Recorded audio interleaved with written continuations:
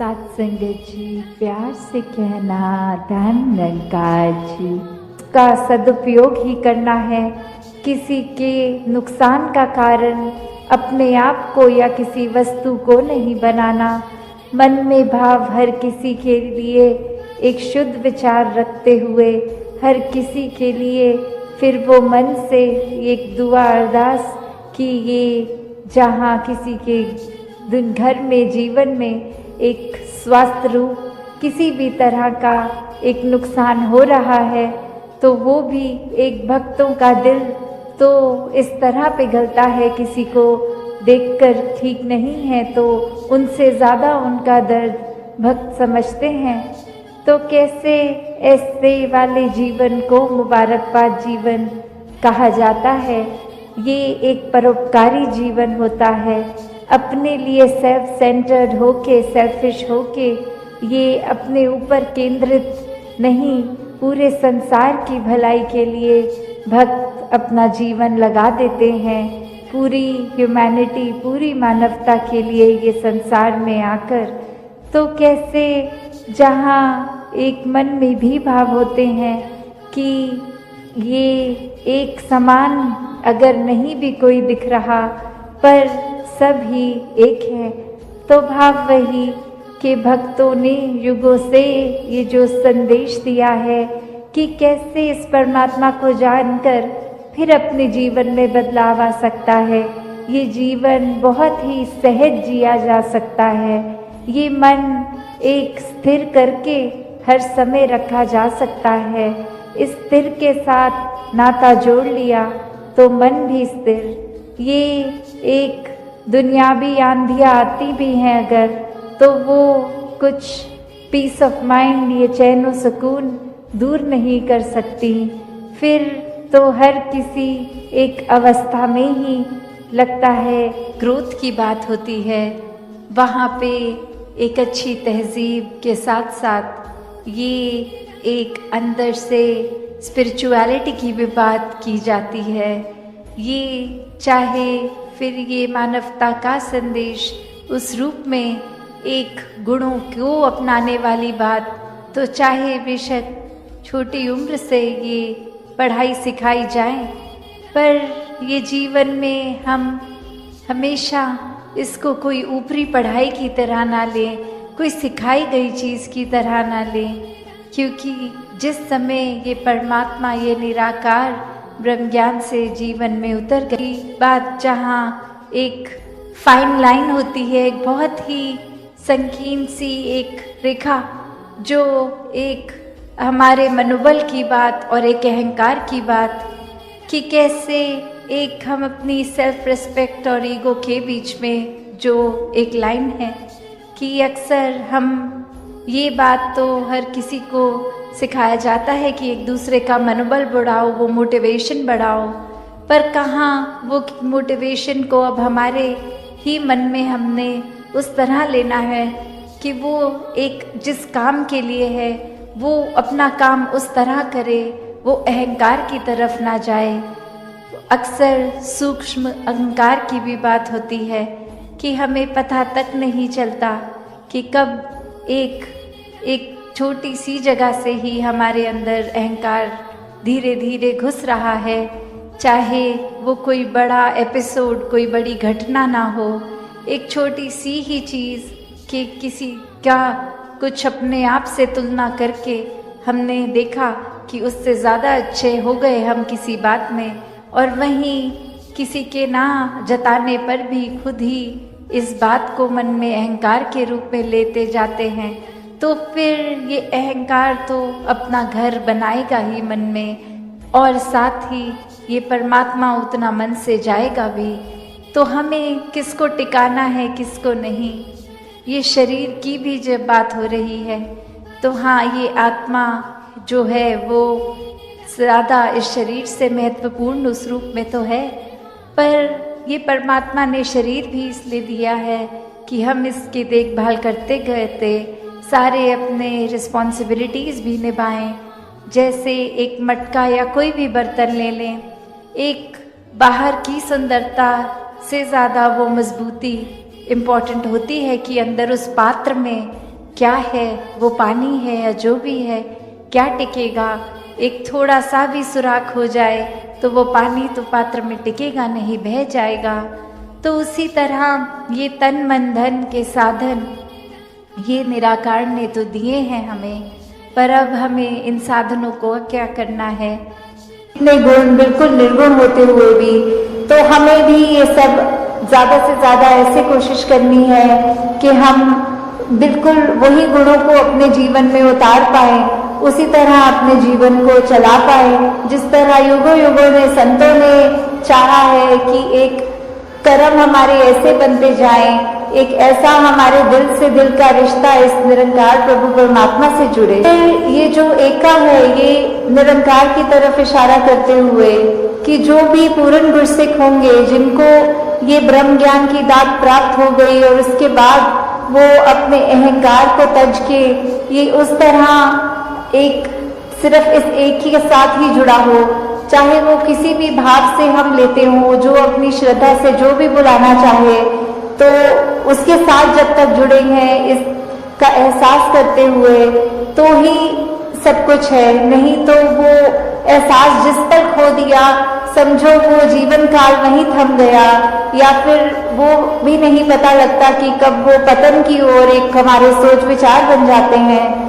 तो हमें किस तरह ये अपने अंदर और मेहनत करनी है कि बस ये एक जो है इसी के साथ और जुड़ते चले जाएं, इसी के साथ अपना हर पल इस तरह बिताएं कि जैसे एक मछली होती है जब उसको पानी से बाहर निकाल दिया जाता है तो कैसे तड़पती है, वैसे ही जिस पल हमें इस निरंकार का चेता भूले उसी समय ये तड़प अंदर से अपने आप वो लिप वापस जोड़ दे।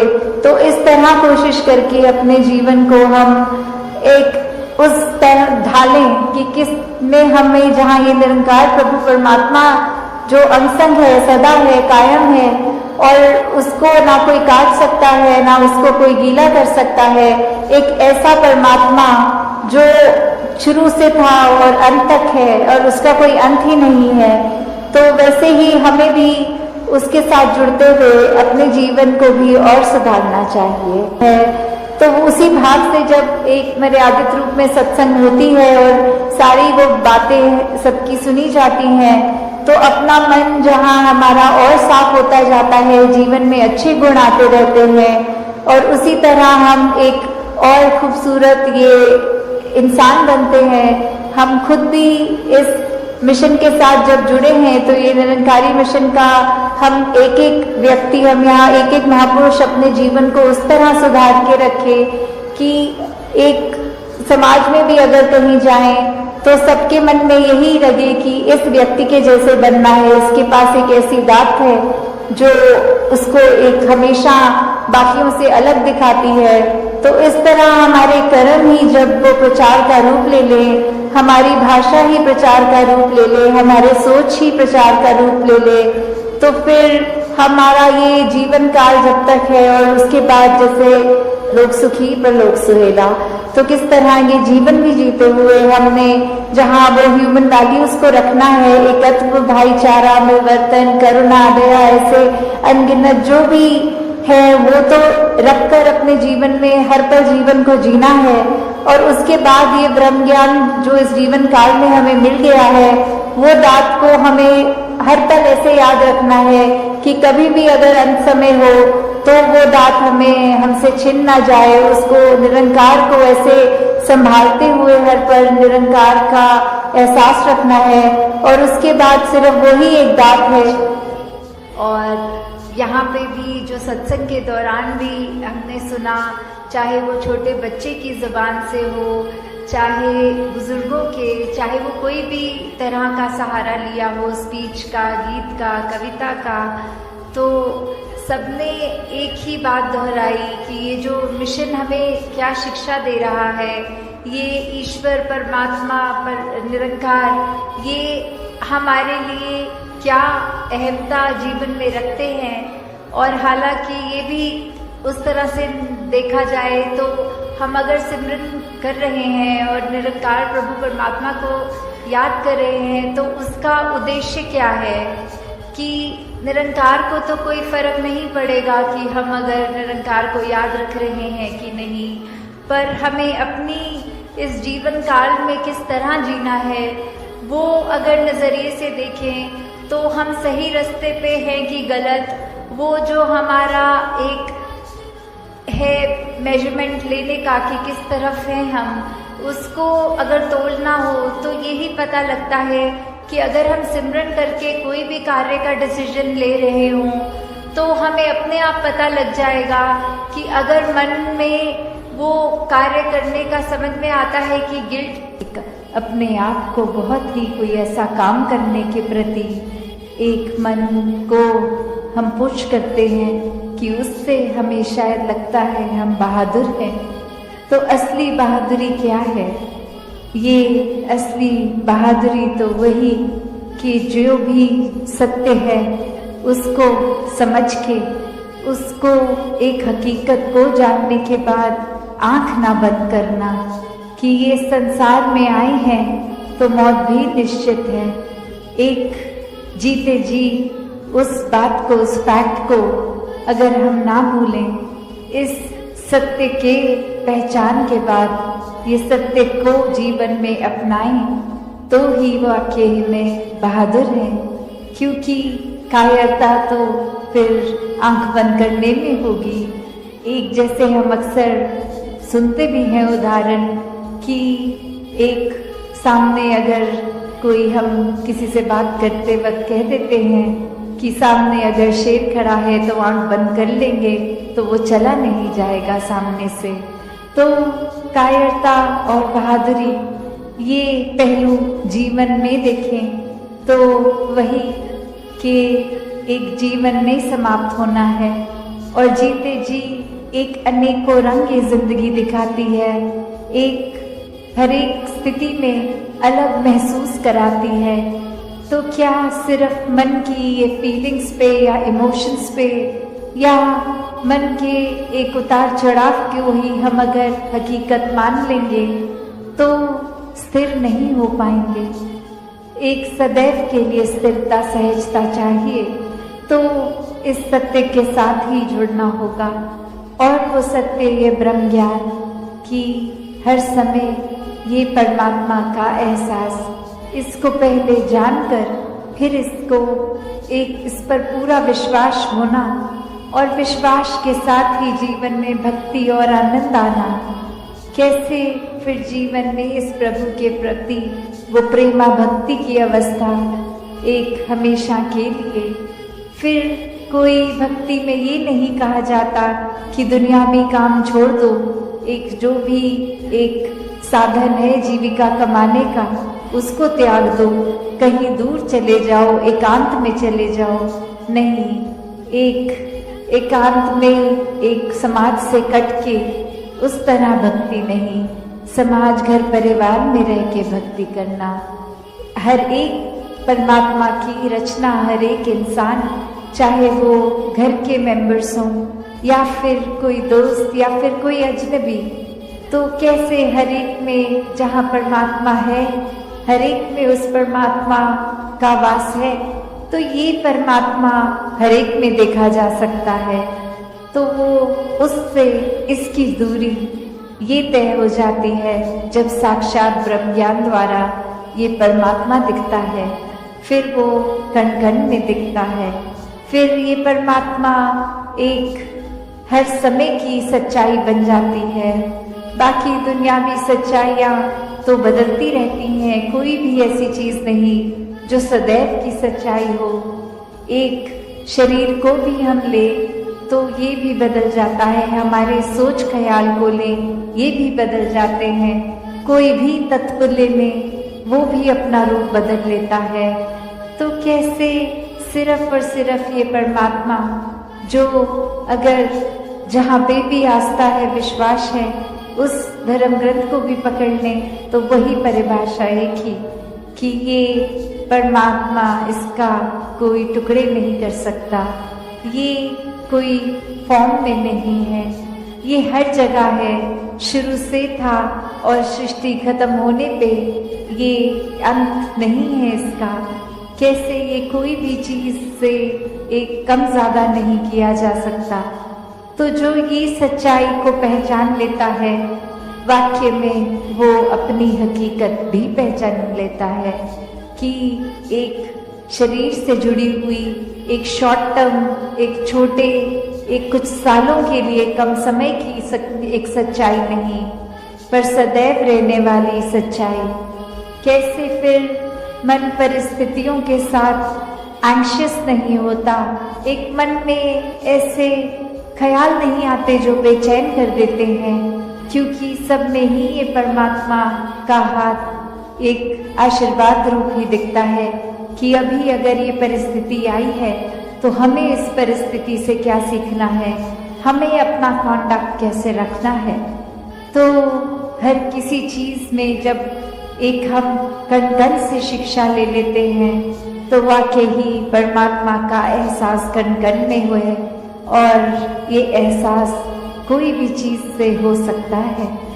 तो एक बार जब इस परमात्मा से जुड़ गए ब्रह्म ज्ञान द्वारा, तो फिर दुनिया की कोई भी चीज़ फिर एक डामाडोल नहीं करती।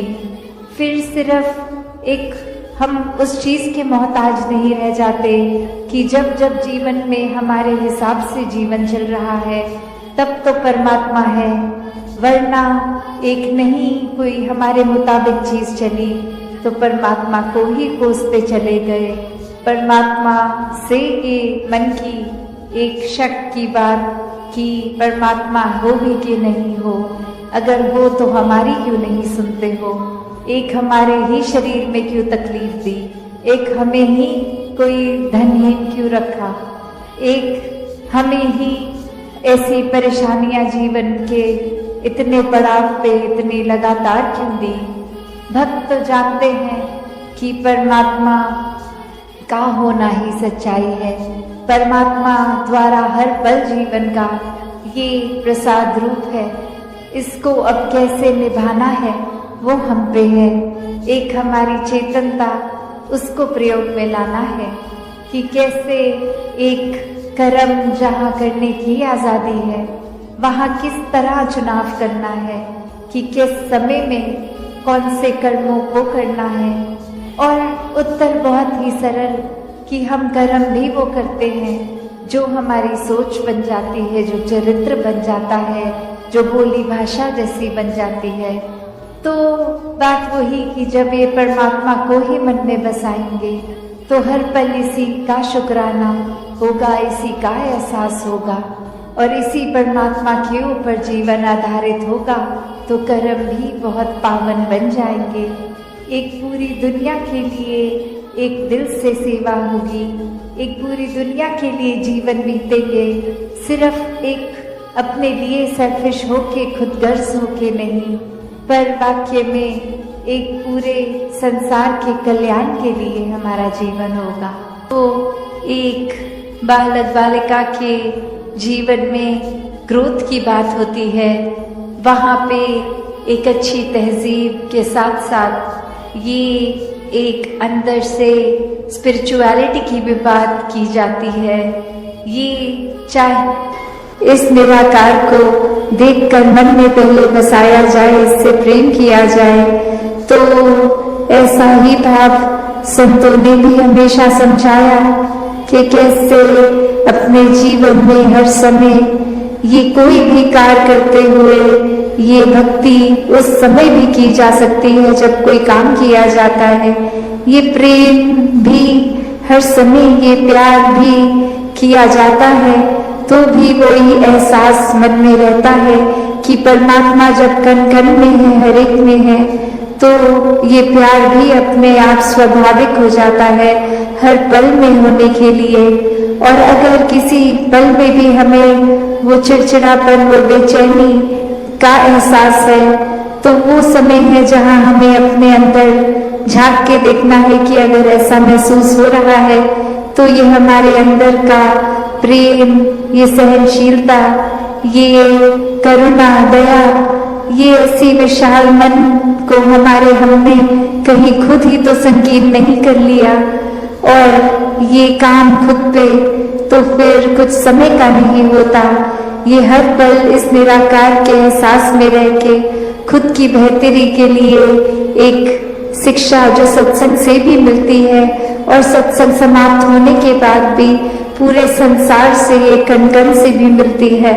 तो ऐसी ही शिक्षाओं को एक अपने अंदर डालकर अपने जीवन को वरदायी जीवन बना लें, एक हर एक के परोपकार में लगा लें। ये कोई छटाई करके एक अपने मन मुताबिक बातें और लोगों को नहीं अपनाया या एक दूर किया जाए।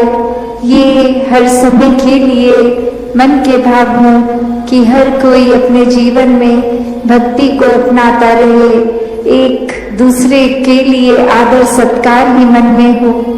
तो ऐसे जो बात ये बोलने के लिए तो बहुत ही बेसिक है, शायद कोई छोटे बच्चे को भी ये एक छोटी उम्र से स्कूल में भी शिक्षा के तौर पे एक मॉरल साइंस के रूप में भी बताया जाता है। तो फिर ये ताउम्र बात को ये अब कहाँ ज़रूरत किसको पड़ेगी, अक्सर ये पता भी नहीं होता। और संतों के मन में तो कभी ऐसे भाव नहीं आते कि बहुत कुछ हमारा खून है तो ये किसी एक पर्टिकुलर ही रीजन के इंसान के लिए काम में आना चाहिए। नहीं, सन सो एकदम उस सूर्य के समान है, सनलाइट जैसे हम देखते हैं कि सूर्य का काम, इस सन का काम तो रोशनी देना है और वो बराबर हर किसी पे ये किरणें आती हैं सन की। ये कभी भी सूर्य ने नहीं सोचा कि मैं सिर्फ इस पर्टिकुलर देश में रोशनी फैलाऊंगा या कोई एक पर्टिकुलर लैंग्वेज बोलते हैं उनके लिए ही रोशनी दूंगा। नहीं, ये सूर्य का काम तो रोशनी देना है। ये जहाँ जाता है अपनी रोशनी वो साथ लेकर चलता है। तो वही बात संतों की भी कि दिल में करुणा दया, ये एक समर्पित भाव से हर किसी के लिए एक बराबर बिना भेदभाव के ये सेवा। और वही जो जिक्र वर्ल्ड विदाउट वॉल्स की आ रही है, मेकिंग ब्रिजेस नॉट वॉल्स की आ रही है कि कैसे एक ज़रूरत, चाहे वो आज बाबा गुरबचन सिंह जी महाराज का जिक्र भी, और कैसे ये मानव को एक यूनाइट करने की बात, ये पूरा जीवन ही वही, ये मिशन की शिक्षाएं वही कि कैसे हर किसी के दिल तक पहुंचना है, हर किसी में वो प्यार हर किसी तक अपना पहुंचाना है। भेदभाव के कारण या अपने बायसनेस के कारण ये मनों की दीवारें नहीं बना देनी है। और कैसे एक जो सोझी, ये ज्ञान से चेतनता, ये विवेक बुद्धि और हर समय में ये ब्रह्म ज्ञान का प्रयोग करते हुए जीवन को चलाने की बात कि एक बाय प्रोडक्ट ही एक ह्यूमन वैल्यूज़ हो जाती हैं उस इंसान के अंदर, जो वाकई ही सबसे पहले एक ह्यूमन हो, एक इंसान वही असली मायने में होगा तो ही ये मानवीय गुण एक इंसानियत से भरा जीवन दर्शाएंगे।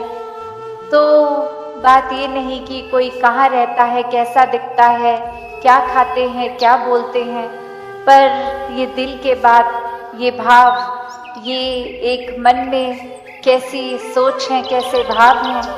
और ये ह्यूमैनिटी, एक मानवता के लिए समर्पित संतों के भाव तो हमेशा से रहे हैं। एक भाई कन्हैया वाली बात की कोई भेदभाव नहीं है, कोई अपना पराया वाला भाव ही नहीं। ये जो भी हम जिक्र भी सुन रहे थे कि ये ड्यूअलिटी वाली तो बात ही नहीं, हर जगह ही परमात्मा है तो और कोई एंटिटी ही नहीं है। और ये सेवा हर एक की, ये भाव एक परमात्मा को समर्पित भाव सेवा के हो रहे हैं।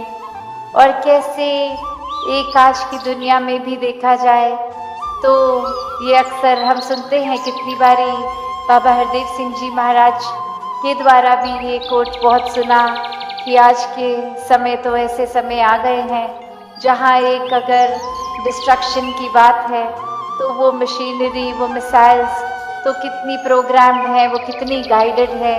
और इंसान की बात जहाँ आती है तो वो मिसगाइडेड मैन वाली बात आ जाती है। कि कैसे इंसान की अपनी सोच तो कितनी खराब होती जा रही है, दूषित होती जा रही है और ये डिस्ट्रक्शन के प्रति चल रही है। और यही सोच अगर सिर्फ भाव बदलने की बात है, सोच बदलने की बात है, तो ये पूरी समर्था इस इंसान के बुद्धि में है कि जहाँ हम किसी का नुकसान कर रहे हैं वहाँ हर एक का फायदा भी हो सकता है।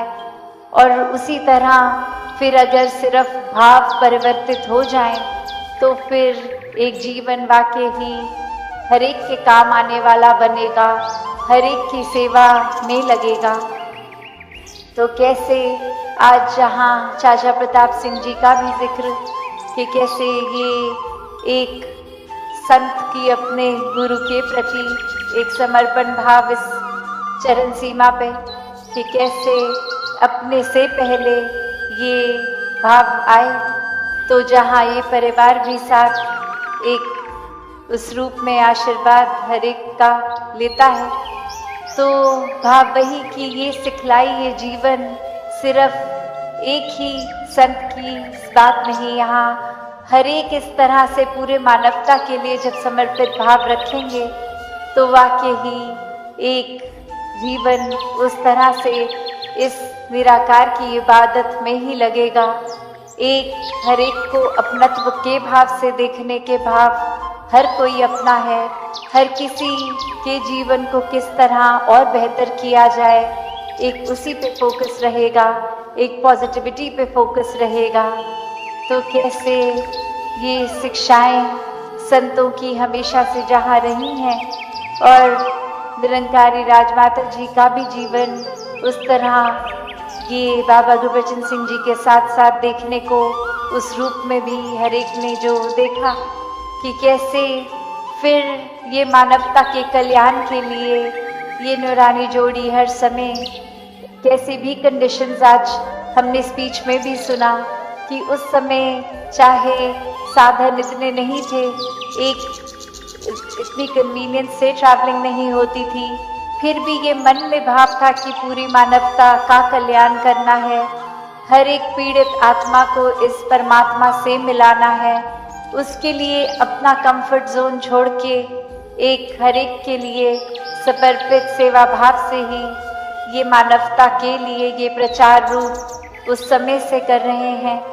तो वही भाव कि जिन्होंने भी ये परमात्मा को प्राथमिकता बनाई, ऐसे भाव मन में रखे कि जिस तरह ये ब्रह्म ज्ञान हमारे जीवन में आया तो ये जीते जी भी जीवन का तरीका, ये नज़रिया एक पॉजिटिव आउटलुक से जी रहे हैं और फिर जीते जी ही ब्रह्म ज्ञान से मुक्ति के हकदार होके ये श्वासें जब खत्म होंगी तो वो भाव भी कि उस तरह से ये मोक्ष के भी हकदार जीते जी ही, ये ब्रह्मलीन जीते जी ही, और ऐसे ही फिर ये कल्याण, ये संदेश हर एक तक पहुँचे। वो फिर एक कोई दायरे की बात नहीं है, पूरे संसार के हर मानव में ये ब्रह्म ज्योत, ये निराकार रूप, ये हर एक के प्रति उसी तरह वही भाव कि ये हर कोई इंसान अपने जन्मों जन्म की ये पीड़ा से मुक्त हो, हर कोई इसी पल में एक वाकई ही ब्लिस, आनंद, सुकून का हकदार हो जाए और कैसे फिर अपनी सोच को विशाल करते जाएं, कैसे एक अपने दिल में इतनी बड़ी जगह बना लें कि चाहे कोई भी इंसान किसी स्वभाव का भी हो, वो दिल में एक्सेप्ट होता जाए, प्यार उसके प्रति एक स्वाभाविक रूप बन जाए।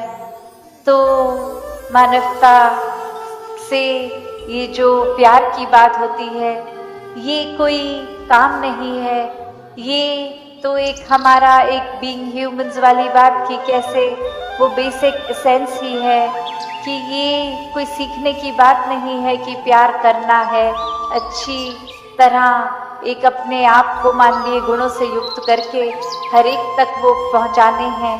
पर ये तो इंसानियत ही है, ये तो रूहानियत का ही बाय प्रोडक्ट होना चाहिए कि जब प्यार इस परमात्मा से है जो सब अच्छाइयाँ, सब पॉजिटिविटी का एक केंद्र है, एक पॉइंट है, सेंटर पॉइंट, तो जब मेन ये जो सोर्स है इसी से प्यार मिला, इसी से प्यार हुआ, तो वाकई ही हमारे अंदर भी फिर वही प्यार होगा और इसी प्यार को बांटते चले जाएंगे।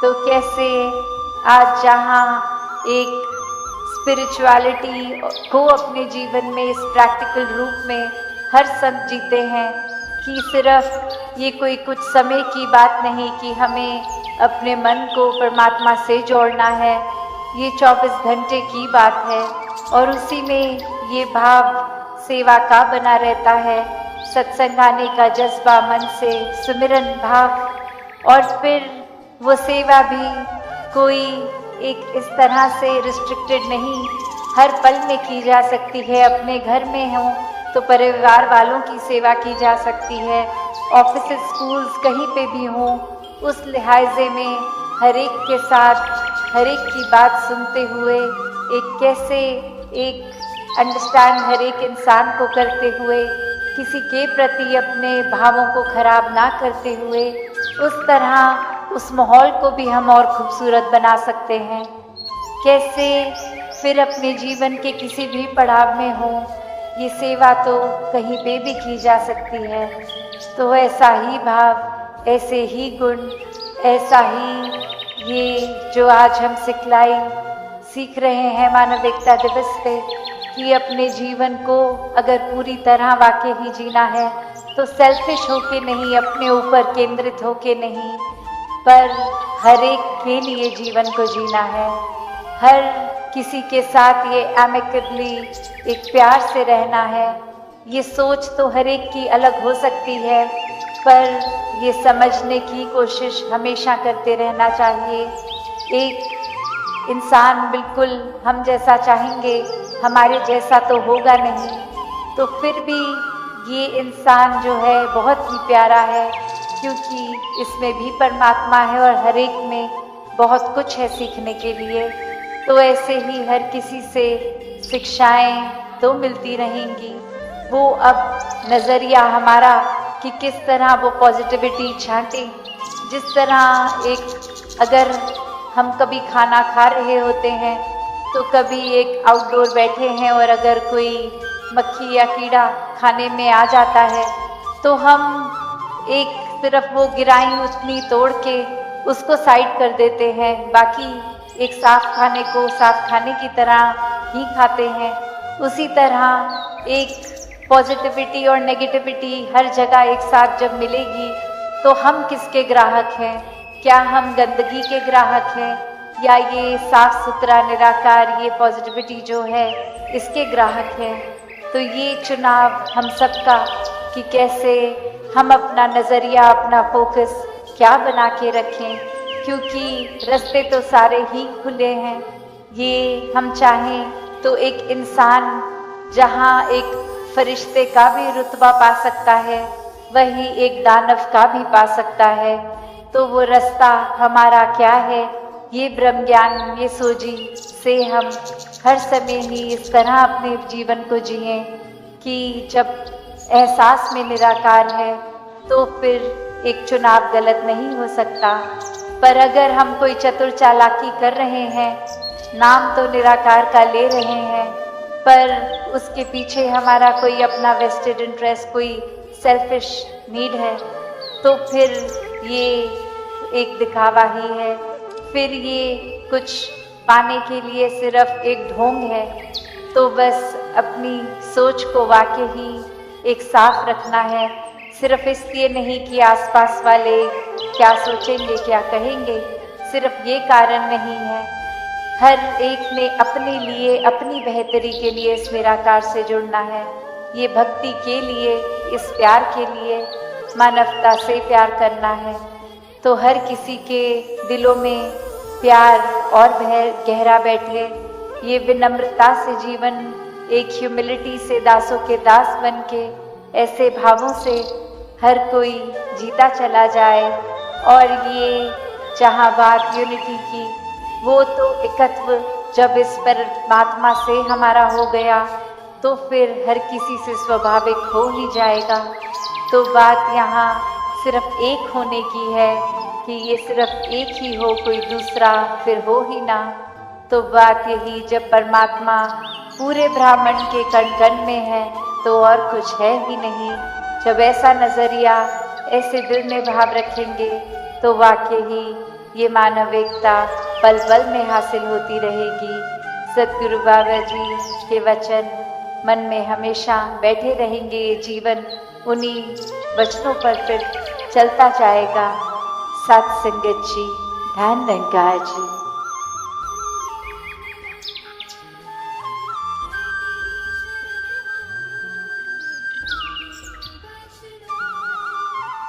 सत्संगत जी, प्यार से कहना, धन निरंकार जी। उतार चढ़ाव तो हर एक के जीवन में आने ही है, तो ऐसा संतों में क्या अलग होता है, उनके जीवन में भी दुख सुख आते हैं। पर फर्क यही कि संत हमेशा इस प्रभु परमात्मा को अपने मन में बसाते हैं, तो कुछ समय के लिए नहीं, वो 24 घंटे पूरी जिंदगी के लिए परमात्मा दिल में बस जाता है।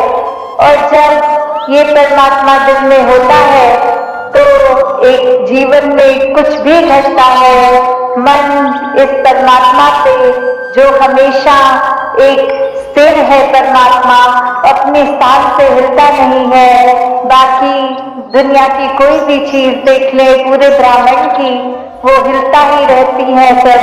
तो कैसे ये परमात्मा, ये स्थिर पे जब हम मन टिका लेते हैं, इस स्थिर के साथ जुड़ के खुद भी स्थिर अवस्था प्राप्त कर लेते हैं, तो दुनियावी रूप पूरे दिनचर्या में कुछ भी होता रहे, मन डगमग नहीं करता।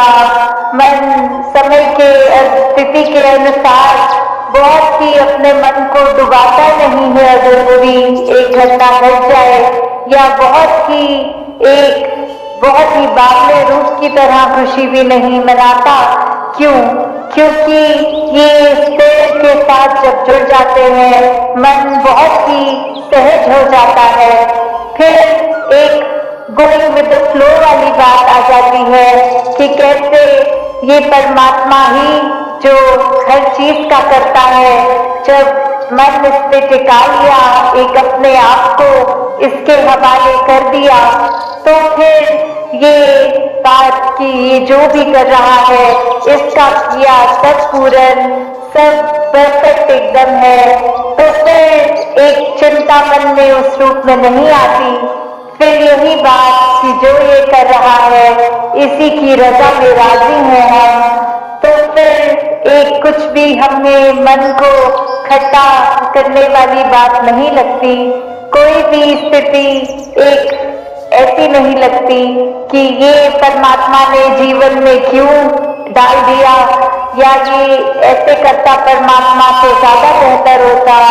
नहीं, भक्त तो हमेशा यही कहते हैं, तेरा भाना मीठा लागे, कि कैसे एक जीवन में कुछ भी है, ये चाहे खट्टा भी है तो भी मीठा लगता है। सिर्फ ये कोई एक एक्टिंग रूप नहीं है, ये भक्तों के मन की अवस्था है। तो अगर ऐसे मन की अवस्था हर कोई चाहता है कि हो, तो वो संभव है सिर्फ और सिर्फ इस ब्रह्म ज्ञान द्वारा। क्योंकि जब ये सच्चाई एक मनुष्य को पता लग जाती है कि हमारा असली जो रूप है वो एक शरीर नहीं है, ये मानव चोला नहीं है, ये आत्मा जो सदैव सिर चोले बदल रही है, इसको जब मोक्ष लेना है तो एक मनुष्य के शरीर से जीते जी ये परमात्मा की जानकारी, ये ब्रह्म का ज्ञान जब मिल जाता है, तो ही वो मुक्ति, मोक्ष, साल्वेशन पॉसिबल होती है। और अपने मन में सिर्फ ये जिज्ञासा लाना ही उस समय कि किस तरह हम कहाँ से आए हैं, कहाँ जाना है, और जीते जी किस तरह का जीवन निभाना है। जब ये एक जिज्ञासा लाकर ये ब्रह्म ज्ञान की बात मिल जाती है, तो ही जीवन सफल हो जाता है। फिर हर पल एक मन हमारा सिर्फ प्यार ही करता है, किसी से नफरत नहीं करता। ये बात जान लेता है कि जो परमात्मा मेरे शरीर में है वही सामने वाले के भी है, तो फिर किसी से नफरत, निंदा, किसी की पीठ पीछे चुगली नहीं करता। एक बुरे भाव मन में किसी के लिए नहीं आते, हर एक के अच्छे गुण ही ये मन निकालता है। तो ऐसा जीवन जब अब जीते हैं तो वाकई ही वो संसार के लिए वरदान बन जाते हैं, और ऐसा ही जीवन हर एक के लिए जीना संभव है। तो क्यों ना, अगर हम मनुष्य हैं तो अपने मानवीय गुणों से ही मनुष्य कहलाए, ना कि सिर्फ मनुष्य के आकार का शरीर है इसलिए मनुष्य है, सत्कार का पात्र है, क्योंकि इतनी बड़ी बात है निरंकार परमात्मा जिसके भी हिस्से में है, और बाकी भी जो अभी अपरिचित है इस ब्रह्म ज्ञान से, तो हर एक में जब वो देखेंगे तो मन सिर्फ प्यार करेगा, सत्कार करेगा।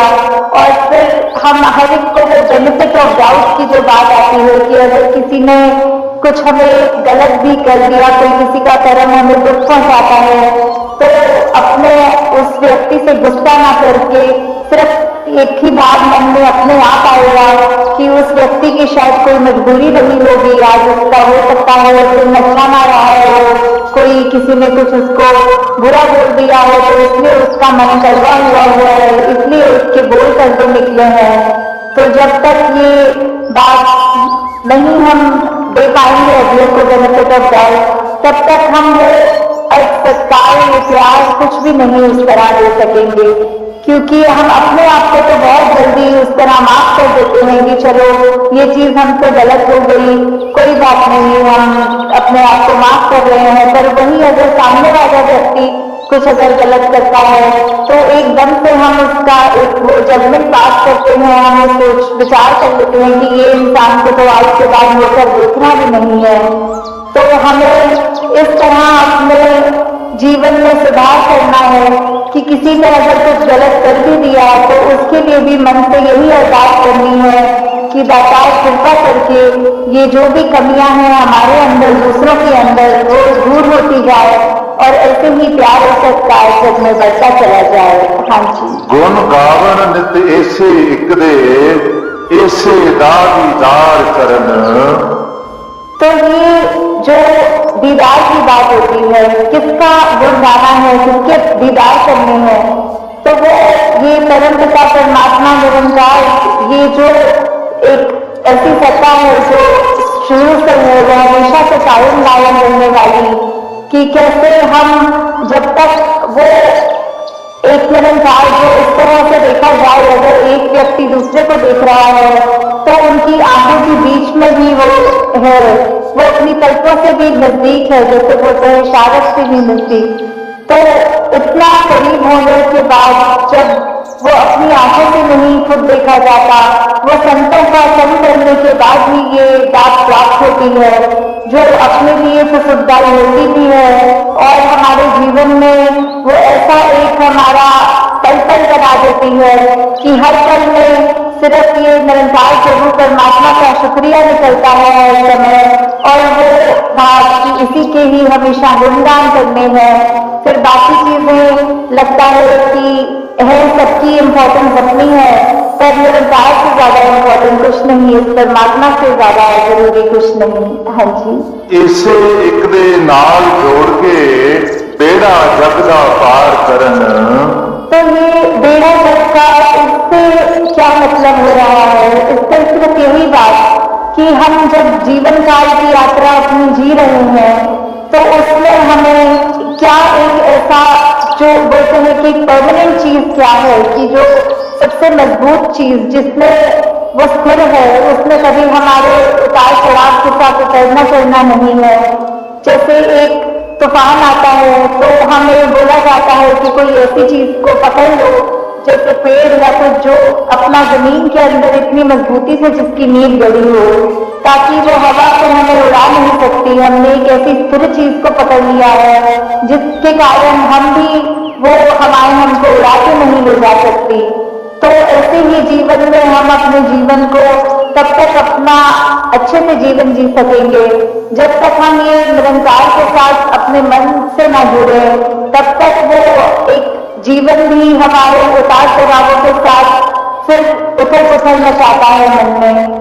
तो निरंकार का ही आश्रय लेना है, निरंकार में ही अपनी श्रद्धा रखकर ये वो बात करनी है कि हमें ये अब जो कोई चीज मिल गई है जो कभी एक किसी भी सिचुएशन में अपनी जगह पे नहीं मिलती, तो हम फिर वो एक मजबूती का और सहारा लेते चले जाते हैं और हमारा मन भी और सहारा पक्का करके एक विश्वास और बढ़ाकर फिर हमारे जीवन में ऐसे भी कोई कर्म नहीं हो पाते जो अपने लिए भी नुकसानदायक हो और औरों के लिए भी नुकसानदायक हो। श्वास पास सिकनो सिमरण दूजा कदर त्यागना।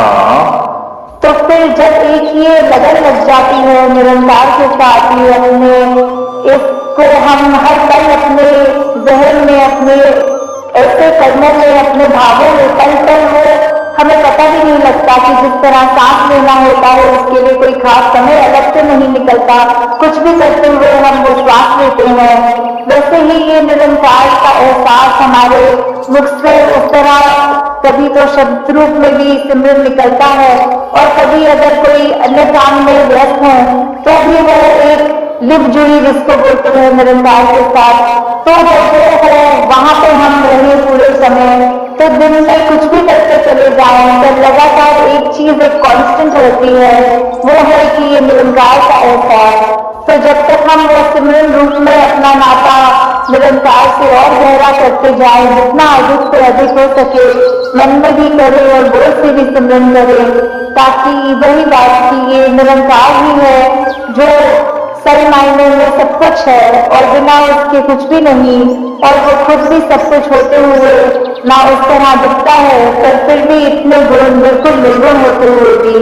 तो हमें भी ये सब ज्यादा से ज्यादा ऐसे कोशिश करनी है कि हम बिल्कुल वही गुणों को अपने जीवन में उतार पाए, उसी तरह अपने जीवन को चला पाए जिस तरह युगों युगों में संतों ने चाहा है कि एक कर्म हमारे ऐसे बनते जाए, एक ऐसा हमारे दिल से दिल का रिश्ता इस निरंकार प्रभु परमात्मा से जुड़े। हाँ जी, कहे अवतार और पूरे गुरसिख इकनो कदी भुलावन ना। तो फिर ये जो एका है ये निरंकार की तरफ इशारा करते हुए कि जो भी पूर्ण गुरसिख होंगे जिनको ये ब्रह्म ज्ञान की बात प्राप्त हो गई और उसके बाद वो अपने अहंकार को तज के ये उस तरह एक सिर्फ इस एक ही के साथ ही जुड़ा हो, चाहे वो किसी भी भाव से हम लेते हो, जो अपनी श्रद्धा से जो भी बुलाना चाहे, तो उसके साथ जब तक जुड़े हैं इसका एहसास करते हुए तो ही सब कुछ है, नहीं तो वो एहसास जिस तक खो दिया समझो वो जीवन काल वहीं थम गया, या फिर वो भी नहीं पता लगता कि कब वो पतन की ओर एक हमारे सोच विचार बन जाते हैं। तो हमें किस तरह ये अपने अंदर और मेहनत करनी है कि बस ये एक जो है इसी के साथ और जुड़ते चले जाए, इसी के साथ अपना हर पल इस तरह बताएं कि जैसे एक मछली होती है जब उसको पानी से बाहर निकाल दिया जाता है तो कैसे करती है, वैसे ही जिस पल हमें इस निरंकार का चेता मिले उसी समय ये पैदा करने से अपने आप को लोग वापस जोड़ दे। तो इस तरह कोशिश करके अपने जीवन को हम एक उस तरह ढालें कि किस में हमें जहाँ ये निरंकार प्रभु परमात्मा जो अंतम है, सदा है, कायम है और उसको ना कोई काट सकता है ना उसको कोई गीला कर सकता है, एक ऐसा परमात्मा जो शुरू से था और अंत तक है और उसका कोई अंत ही नहीं है। तो वैसे ही हमें भी उसके साथ जुड़ते हुए अपने जीवन को भी और सुधारना चाहिए। आपका ये निरंकार के आगे अपनी अहंकार को तजके सिर्फ एक वो चीज जुटाकर एक चेहरे पे मुस्कुराहट रखकर ये जो अंदर और सीखने की भावना की ये गुरसिख का तो जीवन ही यही है कि हर पल सिर्फ सीखना ही सीखना है। तो उसी भाव से जब एक मर्यादित रूप में सत्संग होती है, सारी वो बातें सबकी सुनी जाती हैं, तो अपना मन जहाँ हमारा और साफ होता जाता है, जीवन में अच्छे गुण आते रहते हैं और उसी तरह हम एक और खूबसूरत ये इंसान बनते हैं। हम खुद भी इस मिशन के साथ जब जुड़े हैं तो ये निरंकारी मिशन का हम एक एक जीवन में ग्रोथ की बात होती है। वहाँ पे एक अच्छी तहजीब के साथ साथ ये एक अंदर से स्पिरिचुअलिटी की भी बात की जाती है। ये चाहे इस निराकार को देखकर मन में सबको बताया जाए, उसको प्रेम किया जाए, तो ऐसा ही बात संतों ने भी हमेशा समझाया कि कैसे अपने जीवन में हर समय ये कोई भी कार्य करते हुए ये भक्ति उस समय भी की जा सकती है जब कोई काम किया जाता है। ये प्रेम भी हर समय ये प्यार किया जाता है तो भी कोई एहसास मन में रहता है कि परमात्मा जब मन में हरे हुए हैं तो ये प्यार भी अपने आप स्वाभाविक हो जाता है हर पल में होने के लिए। और अगर किसी पल में भी हमें वो चिड़चिड़ापन का एहसास है तो वो समय है जहाँ हमें अपने अंदर झाँक के देखना है कि अगर ऐसा महसूस हो रहा है तो ये हमारे अंदर का प्रेम, ये सहनशीलता, ये करुणा, ये उसकी विशाल मन को हमारे मन में कभी खुद ही तो संकेत नहीं कर लिया और ये काम करते तो फिर कुछ समय का नहीं होता। ये हर पल उस निराकार के साथ में रहते खुद की बेहतरी के लिए एक शिक्षा जो सत्संग से भी मिलती है और सत्संग समाप्त होने के बाद भी पूरे संसार के संदेश से भी मिलती है। तो ऐसी ही शिक्षाओं को एक अपने अंदर डालकर अपने जीवन को वरदायी जीवन बनाना, एक हरित के तरफ कार्य लगाना, ये कोई छटाई करके एक अपने मन मुताबिक बातें और लोगों को नहीं अपनाया एक दूर किया जाए। ये हर संगठन के लिए मन के भाव है कि हर कोई अपने जीवन में भक्ति को अपना पाए, एक दूसरे के लिए आदर सत्कार मन में हो। तो ऐसे जो बात ये बच्चे के लिए तो बहुत ही बेसिक है। कोई छोटे बच्चे को भी ये एक छोटी उम्र से स्कूल में भी शिक्षा के तौर पर एक बड़ा कार्य के रूप में भी बताया जाता है तो फिर ये बात को क्यों रिपीट किया जाता है। तो बात होगी कि अगर सीखा है तो हो सकता है वो कुछ पल के लिए उस तरह से बात उदास हो, पर अगर वो अंदर से ही बात रहती है तो वो हमेशा ही होती है। उसकी कोई शर्त होगी संदेश के लिए नहीं, वो गुण से हम पहले खुद ही बन जाते हैं। तो जब हम खुद ही वो गुण बन गए, चाहे वो प्रेम बन गए, चाहे विशालता बन गए, चाहे अनेकों गुण जो भी हैं वो बनते जाएंगे तो जीवन भर वो स्वभाव में भी रुकेगा। तो ऐसा ही जीवन भर सोचा रहा है कि ऊपरी ऊपरी कोई सिखाई नहीं, ये तो लोग अपना निराकार के हवाले है और इसी में दिखवाई करता है।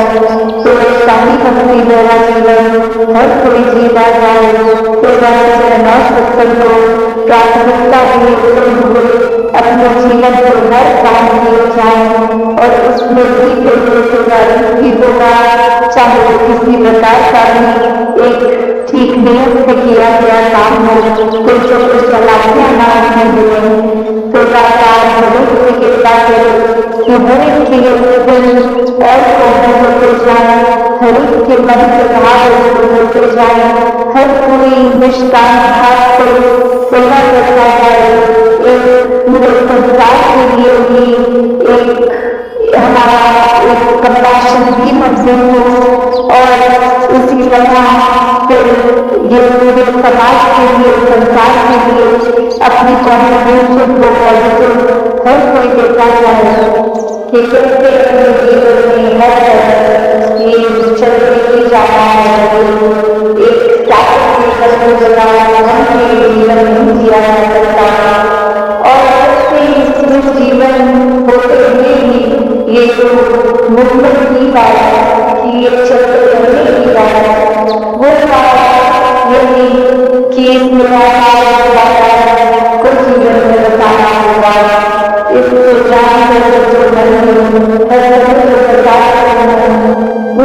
जीवन से एक उस पेड़ की तरह की अपनी जगह और फिर भी वो एक नदी की तरह इसी तो जीवन को हमेशा दिखाते हो कि कैसे कोई भी सिचुएशन उस तरह से नहीं आता है। एक भक्त को इस निराकार होता है और फिर चाहे ये एक बेकरार ये हर सिचुएशन को तो एक कहानी जहाँ एक जगह एक इंसान कि यहाँ कोई बहुत ही एक इंसान आए हैं जो बहुत ही एक सूझवान है और उसके पास जाकर वो भी आपको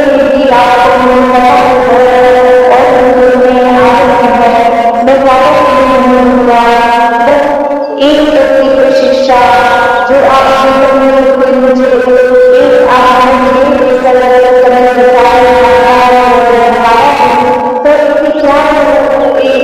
आज संसार में कहीं भी देखें, ये प्रकृति की ओर भी देखें तो क्या नजर आता है?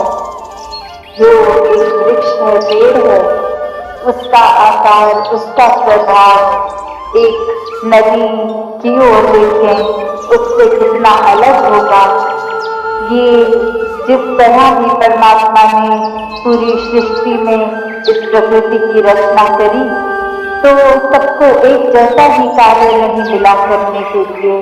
सब अपने नियम से सूरज का समय, उगने का, ढलने का समय, एक हर चीज को जहाँ देखेंगे वहाँ हर एक को एक जैसा प्रेम का नहीं मिला हुआ।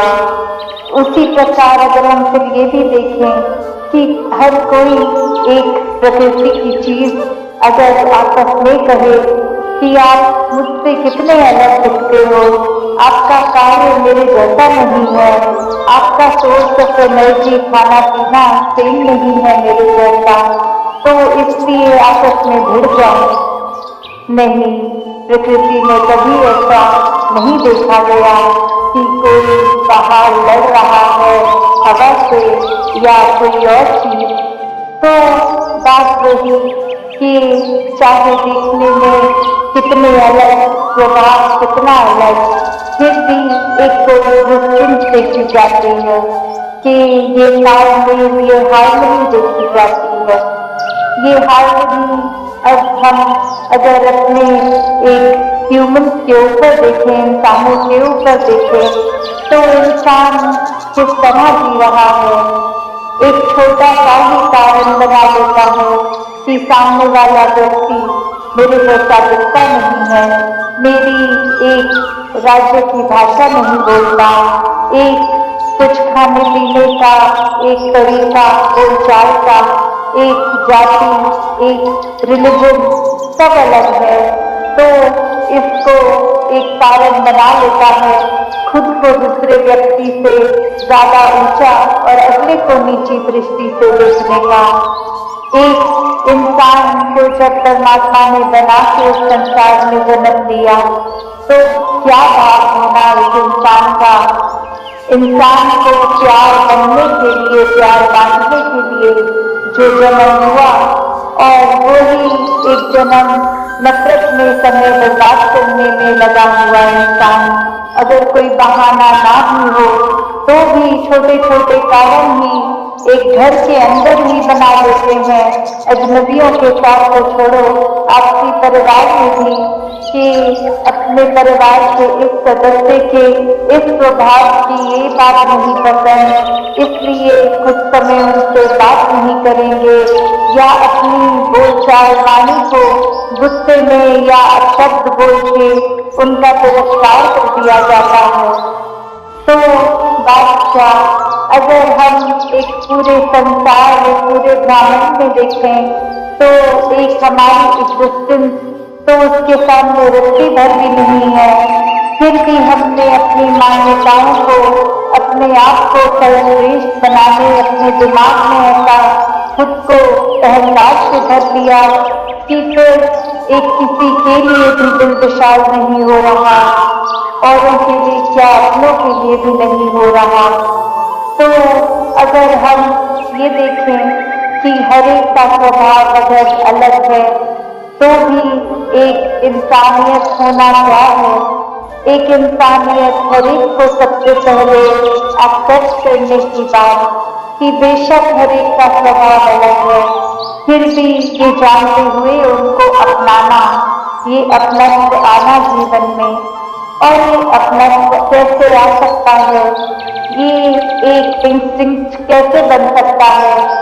अगर हम उस लिहाज से सोचें कि ये वर्ड प्यार, ये शब्द इतना बड़ा, इतना गहरा, और ये पूरे संसार को प्यार करना क्या संभव है कि कैसे एक किसी को जानते हैं या नहीं जानते, एक किसी की मान्यता हमसे अलग है तो भी हर एक से प्यार किया जा सकता है। और उसका एक सरल सा तरीका कैसे कि हर चीज की जो उपज है ये परमात्मा, चाहे हम अपनी आस्था के अनुसार जो भी शब्द बोले, भगवान बोले, निराकार बोले, तो ये निराकार से पूरे ब्रह्मांड की एक रचना है और इसी का बनाया सब कुछ। तो कैसे जब एक मन इस परमात्मा को, इस जो कण कण में रमे राम को, इस ब्रह्म ज्ञान द्वारा इस निराकार को देख लेता है, फिर ये फर्क नहीं रह जाता। परमात्मा हर जगह मौजूद जो है वो अब हर पल नजर आता है, हर समय एहसास में रहता है। और यही एहसास है जो अगर पूरा समय एक मन में सुमिरन का भी रूप ले लेता है, ये दिल फिर बुरी चीजों में, निंदा नफरत में एक मन नहीं ठहरता। मन करता है कि इस निराकार के साथ और जुड़े, सत्संग में आने का भी दिल कि कैसे हर कोई संत, हर कोई भक्त इस परमात्मा की ही बात करेगा। तो अपने समय को जब और कोई पारिवारिक जिम्मेवारी नहीं निभा रहे तो एक सत्संग आकर, सत्संग में बैठकर एक कैसे इस निराकार से और ज्यादा अपने मन का नाता गहरा किया जा सकता है। और फिर यही बातें जो भक्तों की, संतों की सुनते हैं, जब आप भी अपने घर परिवार, अपने काम काज, अपनी जिम्मेवारियों में समाज की सेवा में जाते हैं तो भी बात सही हो जाती है कि हर चाहे ये परमात्मा दिख रहा है तो किसी की मदद नहीं हो रही, हर एक के लिए सेवा भाव है, चाहे अपना हो या पराया हो। तो जब ये परमात्मा को देखकर, इससे प्यार करके एक इसके साथ सत्व स्थापित हो गया तो इस परमात्मा की बनाई हर चीज से वो प्यार खुद ब खुद हो जाता है। ऐसा ही भाव आज बार बार रूहानियत और इंसानियत संगम में करते रहे थे कि ये परमात्मा, ये रूहान मत जिसके साथ हो जाता है तो ये इंसानी गुण, ये ह्यूमन वैल्यू एक सीखने की बात नहीं रह जाती, वो खुद ब खुद ये दिल हमारा प्यार बन जाता है तो प्यार बांटता है। फिर दिल किसी की छोटी छोटी बुराइयों को नहीं तलाशता, हर एक के लिए मन इतना विशाल हो जाता है कि सबको एक्सेप्ट करते हुए, सबसे प्यार करते हुए इस मन में वो गलतियों की जागृति है किसी की, एक मन में प्यार का भाव के साथ उनको बता लेते हैं। फिर एक मन करुणा, दया का प्रतीक बन जाता है कि किसी के लिए भी अगर कुछ तकलीफ हो रही है तो कैसे खुद सेवा भाव मन में जाता है कि इनके जीवन में हमारे वजह से अगर कोई कंफर्ट आ सके, कोई आराम आ सके तो उसके लिए भक्त हमेशा तत्परस्त रहते हैं। तो कैसे ये भाव कि इंसानी गुण सिर्फ स्कूल जाके एक मॉरल साइंस की तरह, एक शिक्षा की तरह अगर सीख भी लिए तो वो हर समय के लिए अंदर नहीं रहते, क्योंकि अपने स्वभाव के अहंकार रूप हो या कोई और चीज हावी है तो वो अच्छाई उस पल चली जाती है और मन दूषित होकर कहीं और भी लग जाता है। पर जब ये अच्छा सत्संग जी प्रेम से कहना,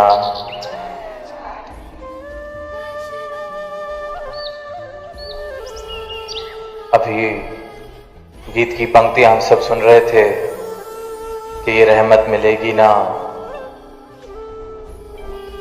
जग में कहीं पे, लिए जाओ संतों गुरु की आशीषें। सत्संगत, दुनिया में कहीं अगर बात की जाती है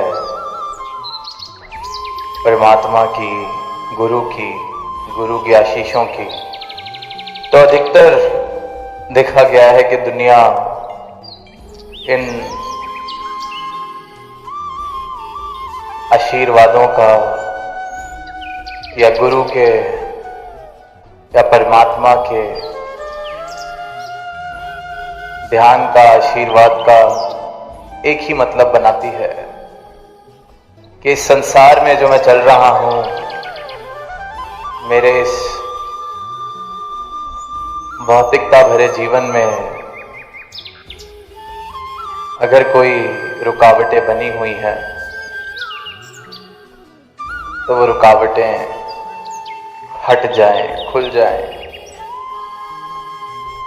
इसलिए दुनिया जा रही है,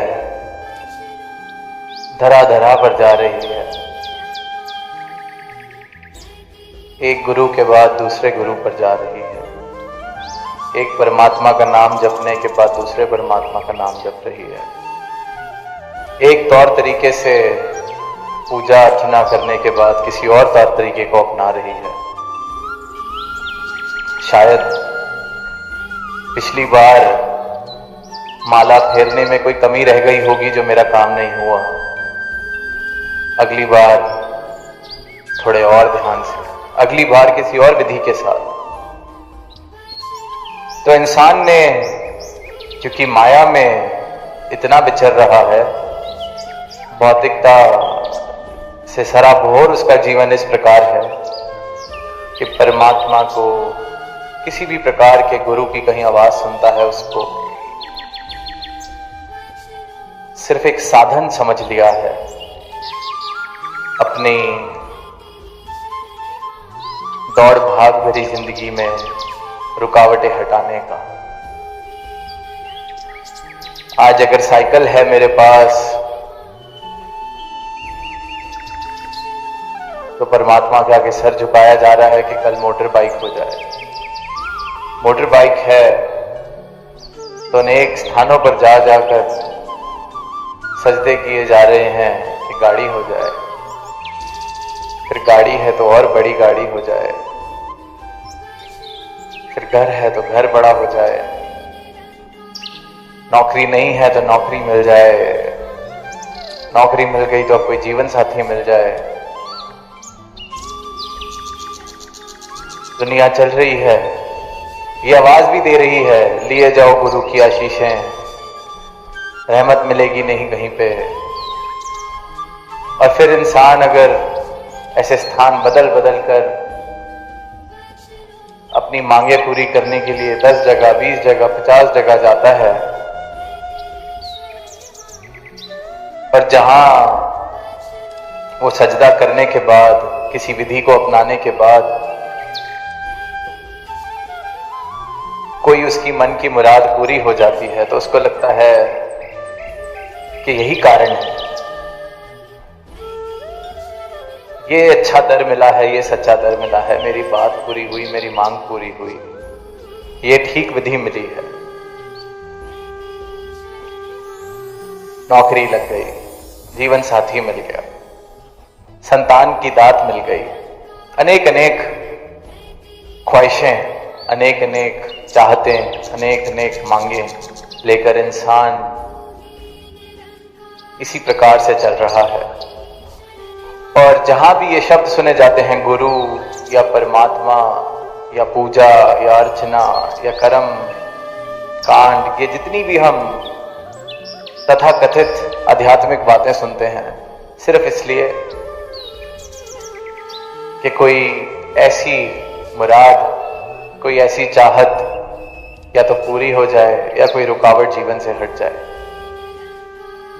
पर अभी जो ये संत ये पंक्तियां गा रहे थे, ये रहमत मिलेगी ना जग में कहीं पे, लिए जाओ गुरु की आशीषें। यहां जिन आशीषों की बात की जा रही है वो सदगुरु के आशीर्वाद, सदगुरु की आशीष की बात की जा रही है। क्योंकि वो कोई इस रूप से चमत्कारी विधियां या चमत्कारी मूल मंत्र नहीं हाथ में दे रहे कि अच्छा नौकरी चाहिए, ये कर लिया जाए तो नौकरी मिल जाएगी, ये कर लिया जाए तो फलाना काम हो जाएगा। सदगुरु तो सिर्फ ब्रह्म का ज्ञान दे रहे हैं। इसलिए कह रहे हैं संत के ये रहमत कहीं नहीं और मिल रही, किसी भ्रम में नहीं डाला जा रहा, कोई प्रलोभन नहीं दिया जा रहा,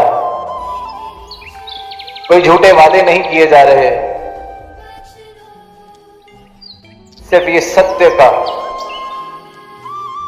आदिकाल से सनातन सत्य जो है उसका ज्ञान, उसकी पहचान सदगुरु कराते हैं। इसलिए संत कहते हैं कि ये आशीषें ले ली जाएं। और गुरु की आशीषें, अक्सर एक और भ्रम है कि किसी से हाथ रखवा लेंगे सर पे, कोई हमारे सर पे कोई कपड़ा पहना देगा, कोई धागा पहना देगा, उन आशीषों की बात की जा रही है। सदगुरु के आशीष सदगुरु का ब्रह्म ज्ञान है, सदगुरु के वचन है, सदगुरु के उपदेश हैं। और जिसने भी इन उपदेशों को अपनाया है वो कह रहे हैं कि लिए जाओ आशीषें, ये वचन है।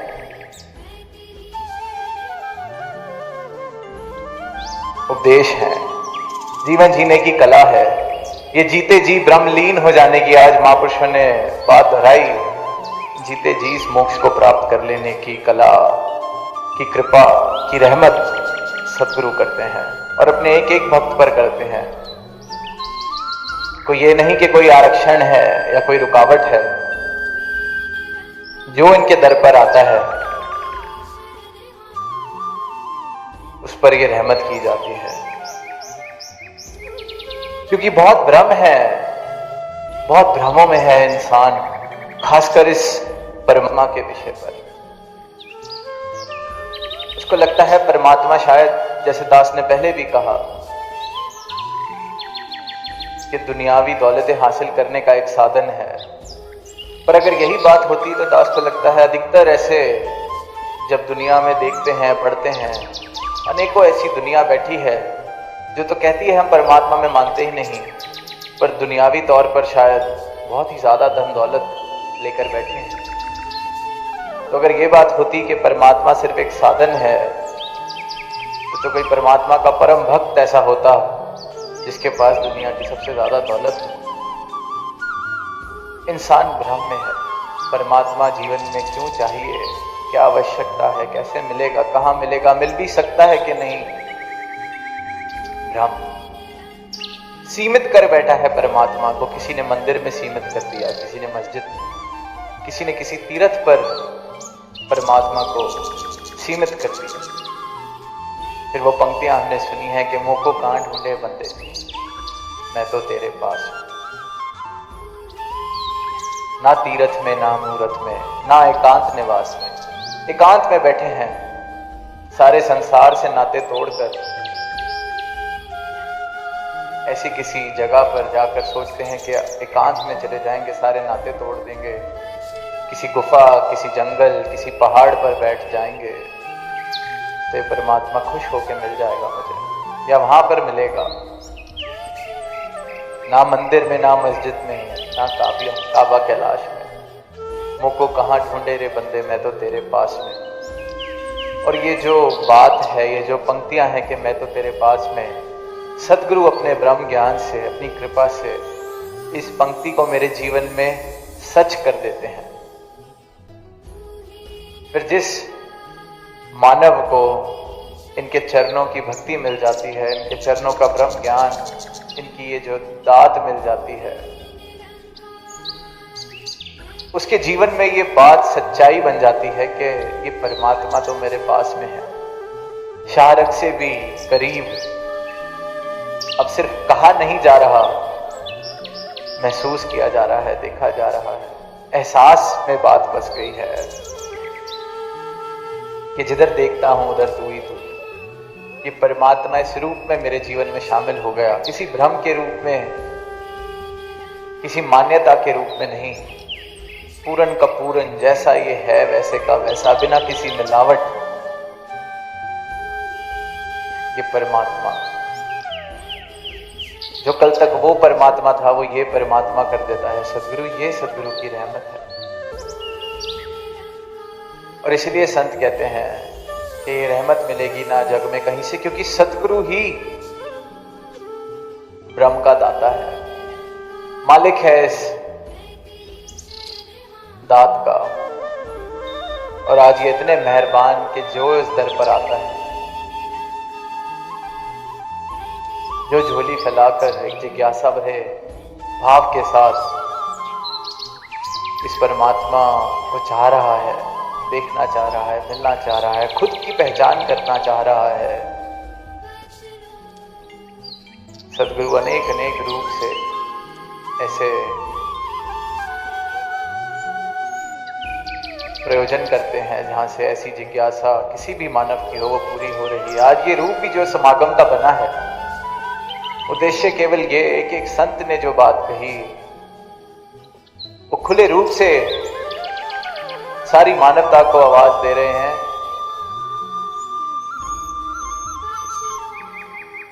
कि ये जो भ्रम में, ये जो संकीर्णताओं में, ये जो दीवारें बनाकर हम सोच रहे हैं कि हम भक्ति कर रहे हैं, हम सोच रहे हैं कि हम प्रभु प्रेमी हैं, हम सोच रहे हैं कि हमसे बड़ा कोई भक्त नहीं। एक एक संत ने सिर्फ यही आवाज दी कि जिस प्रभु की बात करी जा रही है, जिस प्रभु को पुकार रहे हो, जिस प्रभु को पूज रहे हो, जिसकी आराधना कर रहे हो, उसको जान लो, उसको देख लो। जिसकी भक्ति, जिसकी पूजा, उसका ज्ञान जरूरी है। यही एक आवाज एक एक संत ने दी, और यही एक कारण कि कोई भी अगर इस जिज्ञासा के साथ इस आवाज को सुन रहा है तो उस तक ये आवाज पहुंच सके, ढूंढ रहा है उस तक ये आवाज पहुंच चुके। 3 दिन हमने देखा किस प्रकार युवाओं पर केंद्रित वो निरंकारी यूथ सिंपोजियम, कितने भ्रम, कितनी ऐसी बातें हैं जो सामने आई कि किस किस प्रकार के भ्रम बनाकर इंसान परमात्मा के बारे में सोचता है, और एक एक भ्रम से सदगुरु का ब्रह्म ज्ञान मुक्त करा रहा है मानव को। वो जो अवस्था थी कि वस्तु कहीं, ढूंढत कहीं, कि ये परमात्मा है कहां और मैं कहां कहां जाकर ढूंढ रहा हूं। इंसान होता कौन है इस परमात्मा को सीमाओं में बांधने वाला? इंसान की अपनी हस्ती कुछ वर्षों की, और वो कोशिश कर रहा है कि इंसान इस परमात्मा को बांध ले किसी मूर्ति में, किसी तस्वीर में, किसी स्थान पर, किसी समय में। असीम को सीमाओं में बांधने का प्रयास इंसान कर रहा है, कभी अपनी समझ में कि मैं समझ गया हूं सब कुछ। पर ये परमात्मा असीम है, किसी दायरे में नहीं आ सकता। अगर परमात्मा को हम दायरे में बांधने की कोशिश करते हैं तो परमात्मा की बनाई हुई रचना को भी फिर इंसान ने दायरों में बांध लिया है कि इस पर मेरा हक या उस पर मेरा हक। अपनी अगली श्वास का कुछ पता नहीं इंसान को, इतनी सी हस्ती, खाक में मिल जाना है। अक्सर ये बातें पढ़ता है, पर फिर परमात्मा को किसी चार दीवारों में या चार घड़ियों में बांधने की कोशिश। और फिर जब दर्शन होते हैं, तत्व रूप से दर्शन होते हैं सदगुरु की मेहर से, तो समझ आता है कि इस असीम को, कण कण में बसने वाले को मैं क्या समझ रहा था। कितनी नादानियों भरे मेरे प्रयास, मेरी अपनी हस्ती, जिसको मैं कभी अपनी उपलब्धियों से तोल रहा हूं, कभी अपने शरीर से जोड़ रहा हूं, ये तो मेरी अपनी हस्ती है ही नहीं। ये जिस हस्ती को मैंने अपना पाना हुआ है, इंसान जिस हस्ती पर इतना अहंकार कर रहा है, उसके लिए तो कहा गया है कि हस्ती अपनी हबाब की सी है, एक पानी के बुलबुले जैसी हस्ती है जिसका अहंकार इंसान कर रहा है।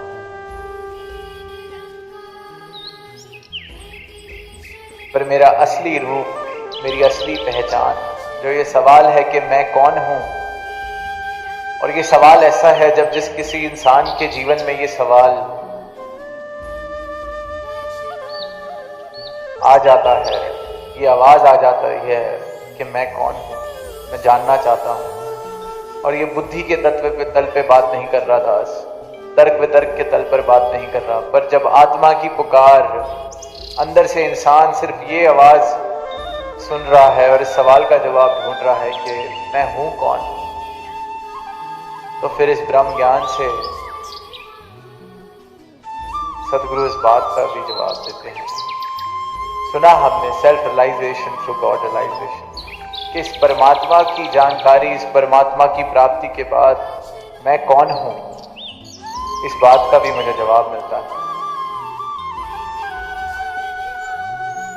बूंद में पूरा का पूरा सागर है, और वो जब बूंद सागर में मिल जाती है तो वो सागर हो जाती है।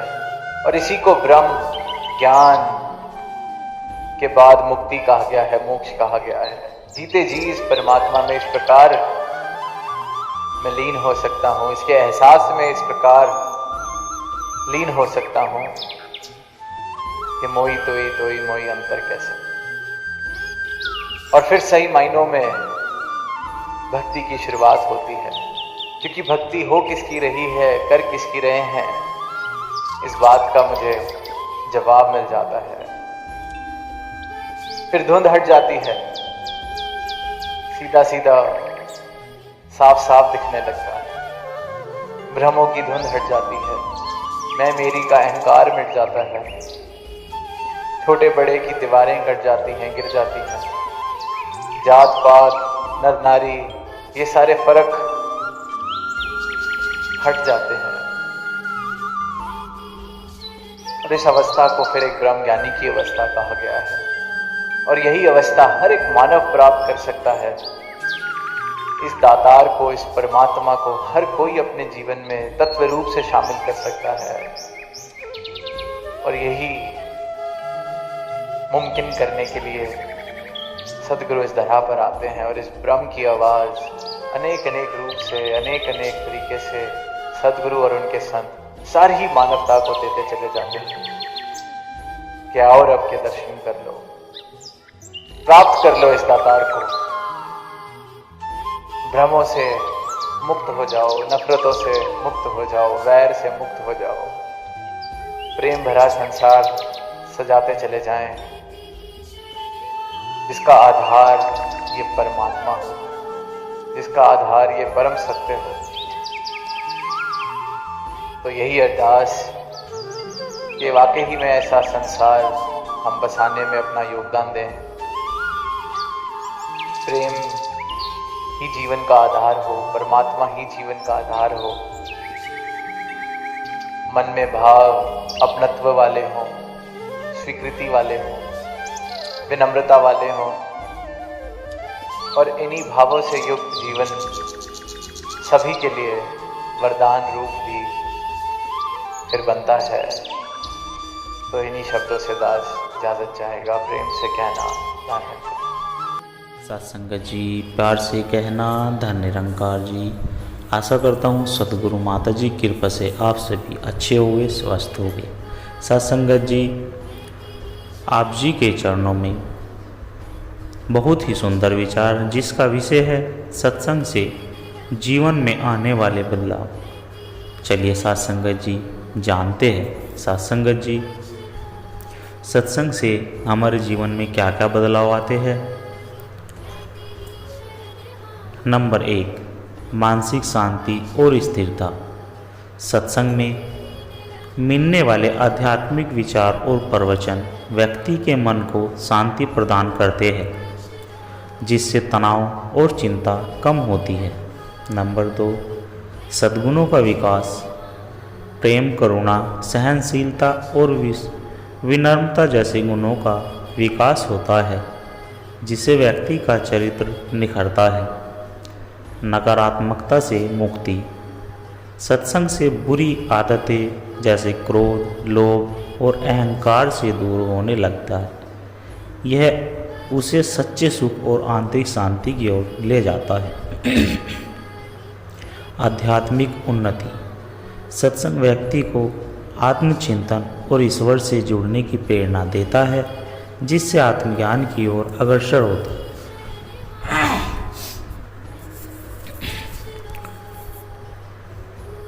सदाचार और सकारात्मक ऊर्जा। सत्संग में मिले सत्संगति से व्यक्ति अच्छे विचारों को अपनाता है और सकारात्मक ऊर्जा से भर जाता है। जीवन में सही दिशा। सत्संग व्यक्ति को धर्म, नैतिकता और सत्य के मार्ग पर चलने की प्रेरणा देता है, जिससे उसका जीवन उद्देश्यपूर्ण बनता है। संगति का प्रभाव। जैसे संगति वैसी रंगति के अनुसार यदि व्यक्ति संतों और ज्ञानी पुरुषों की संगति में रहता है तो उसके विचार भी उच्च और शुद्ध होते हैं। सत्संग केवल धार्मिक अनुष्ठान नहीं है, बल्कि एक जीवन शैली है जो व्यक्ति को आंतरिक आनंद, सद्भाव और आत्मिक शांति प्रदान करता है। सत्संग से प्रेरित होकर व्यक्ति न केवल स्वयं को सुधार सकता है, बल्कि समाज में भी सकारात्मक परिवर्तन ला सकता है। मानसिक शांति और आत्मिक संतोष। सत्संग से व्यक्ति का मन शांत होता है।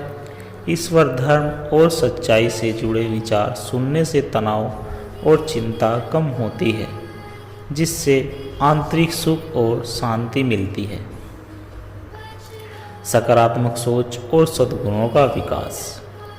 सत्संग में अच्छे विचारों और आध्यात्मिक शिक्षा का प्रभाव व्यक्ति की सोच पर पड़ता है। इससे करुणा, प्रेम, धैर्य और विनम्रता जैसे सद्गुण विकसित होते हैं। बुरी आदतों से मुक्ति। नशा, क्रोध, ईर्ष्या, अहंकार और लोभ जैसी नकारात्मक प्रवृत्तियाँ धीरे धीरे कम होने लगती है। व्यक्ति आत्मसंयम का अभ्यास करता है और अपने व्यवहार को सुधारता है। आत्मज्ञान और आध्यात्मिक उन्नति। सत्संग व्यक्ति को आत्मचिंतन की प्रेरणा देता है।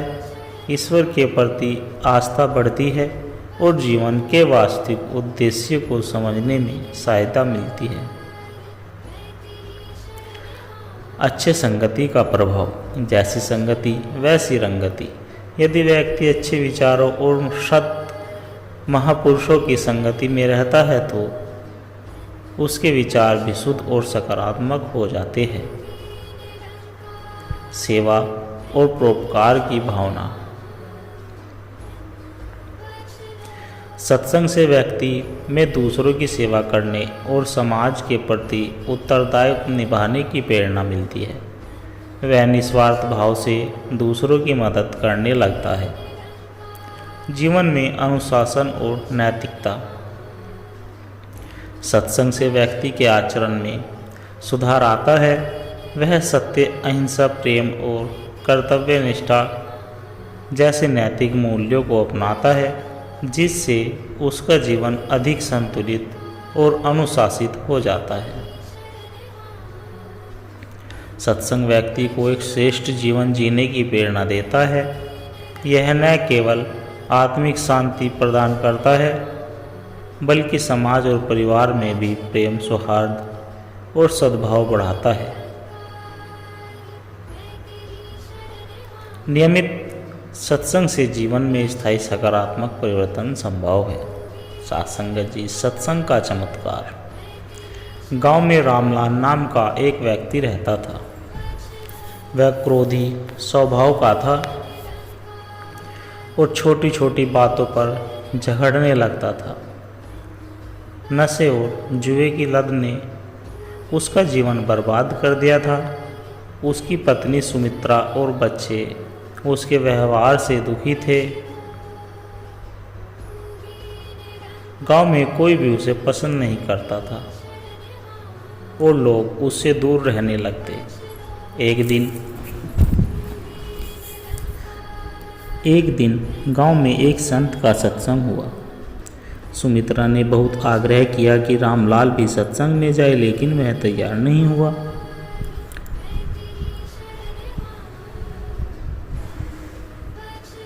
पर जब पत्नी ने कहा, बस एक बार सुन लो, अगर अच्छा न लगे तो फिर मत जाना, तो वह अनमाने भाव से सत्संग में चला गया। संतों ने वहाँ प्रवचन दिया, मनुष्य का सच्चा सुख बाहरी चीज़ों में नहीं बल्कि अपने भीतर है। क्रोध, लालच और बुरी आदतें हमें दुखी बनाती है। जो व्यक्ति अपने मन को शुद्ध करता है वही जीवन में शांति और आनंद पा सकता है। रामलाल के मन को यह बात छू गई। उसने सोचा, क्या सच में मेरी बुरी आदतें ही मेरे दुख का कारण हैं? अगले दिन वह फिर से सत्संग में गया। धीरे धीरे उसने महसूस किया कि सत्संग के विचारों से उसके मन में शांति आने लगी। उसने नशा छोड़ने का निश्चय किया और क्रोध पर नियंत्रण करना शुरू किया। उसका यह बदलाव देखकर सुमित्रा और बच्चे बहुत खुश हुए। गांव के लोग भी उनके नए रूप को देखकर शंकित थे। जो व्यक्ति हमेशा झगड़ता था वह अब सबको प्रेम से संबोधित करने लगा था।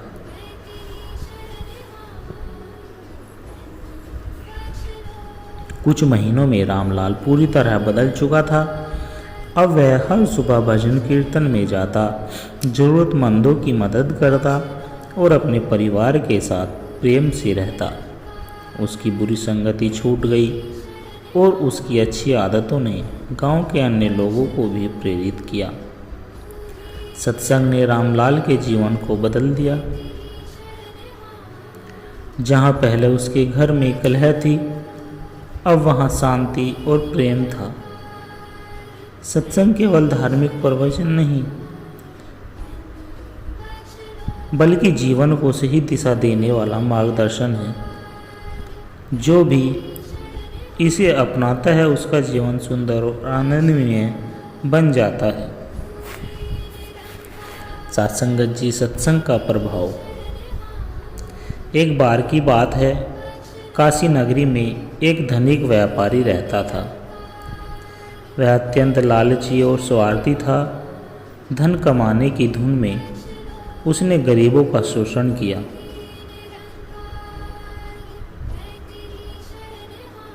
व्यापार में धोखा दिया और केवल अपने सुख के लिए जीवन व्यतीत किया।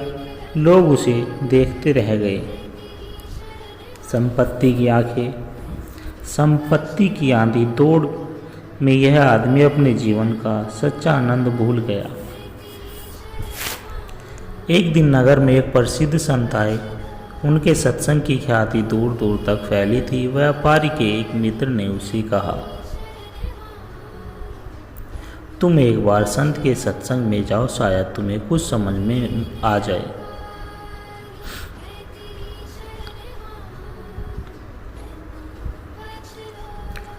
मनुष्य संसार में धन और सुख के पीछे भागता है, लेकिन असली सुख तो परोपकार और सच्चाई में है। जो व्यक्ति केवल अपने बातों के लिए जीता है वह अंत में खाली हाथ चला जाता है। यह सुनकर व्यापारी सोच में पड़ गया। उसे लगा कि यह है तो उसी के जीवन की कहानी है। संत ने एक और कथा सुनाई। एक बार एक व्यक्ति मरने के बाद यमलोक पहुंचा। वहां उसने 2 दरवाजे देखे, एक नरक का और एक स्वर्ग का। उसने नरक का दरवाज़ा पहले खोला। वहाँ भोजन की थालियाँ भरी हुई थी, लेकिन लोग भूखे मर रहे थे क्योंकि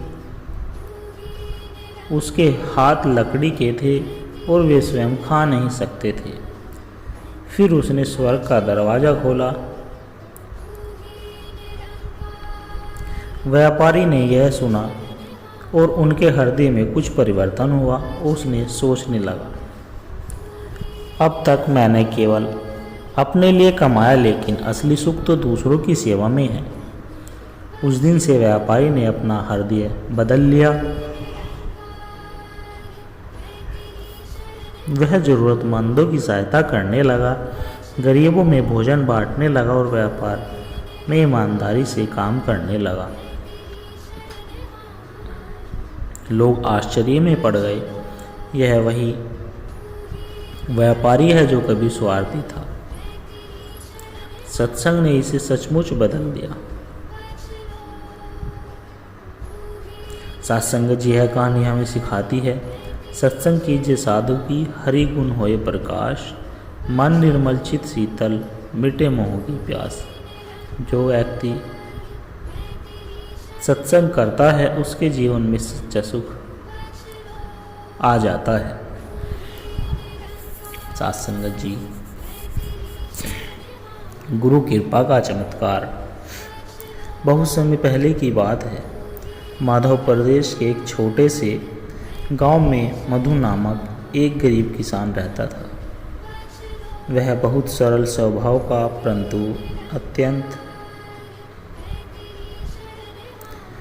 परंतु अत्यंत दुखी व्यक्ति था। जीवन में कठिनाइयाँ थी, कभी फसल खराब हो जाती, कभी धन की तंगी। उसने जीवन में सुख के लिए बहुत प्रयास किए, लेकिन उसे केवल निराश ही मिली। एक दिन गांव में एक प्रसिद्ध संत आए। लोग उनके सत्संग में जाने लगे।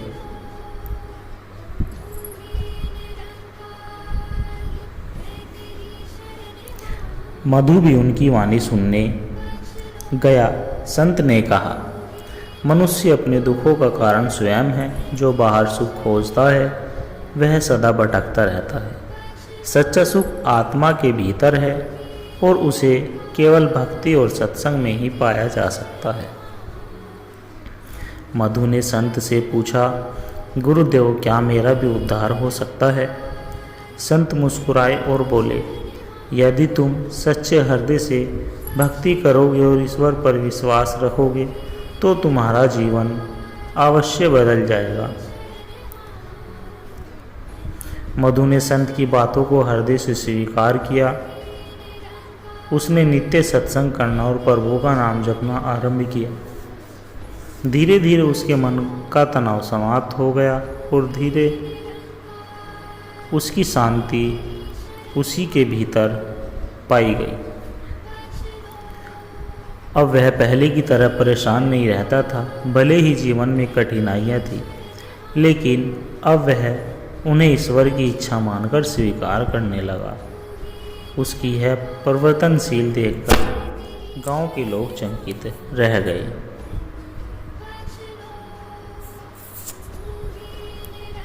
कुछ महीनों बाद संत फिर से गांव आए। मधु ने उनके चरणों में गिरकर कहा, गुरुदेव आपके आशीर्वाद से मेरा जीवन बदल गया, लेकिन मैं अभी भी निर्धन हूँ। क्या कभी मेरी दरिद्रता दूर होगी? संत मुस्कुराए और बोले, ईश्वर तुम्हारी परीक्षा ले रहे हैं। धैर्य रखो, जो तुम्हारे भाग्य में है वह अवश्य मिलेगा। कुछ ही दिनों बाद मधु के खेत में अद्भुत उपज हुई। व्यापारी उसकी फसल खरीदने आए